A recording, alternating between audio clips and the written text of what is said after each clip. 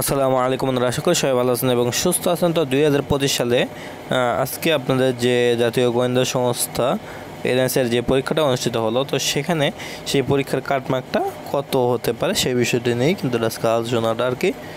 তো এখানে মোটামুটি আপনার এনএসএ যে নিয়োগ পরীক্ষা প্রক্রিয়া সাধারণত বিভিন্ন ধাপে অনুষ্ঠিত হয়। যেমন এখানে প্রিলিমিনারি এমসিকিউ থাকে, এরপরে লিখিত পরীক্ষা বা এখানে ব্যবহারিক পরীক্ষা এবং ভাইবা থাকে, এবং প্রতিটি ধাপে আপনার উত্তীর্ণ হওয়ার জন্য কিন্তু প্রয়োজনীয় নাম্বার বা কাটমার্ক নির্ভর করে পরীক্ষার প্রতিযোগিতা এবং আপনার এখানে প্রশ্নের মান এবং পরীক্ষার্থীদের পারফরমেন্সের উপরে। যদি প্রশ্ন একটু সহজ হয় সেক্ষেত্রে কিন্তু কাটমার্কটা একটু বেশি হয়।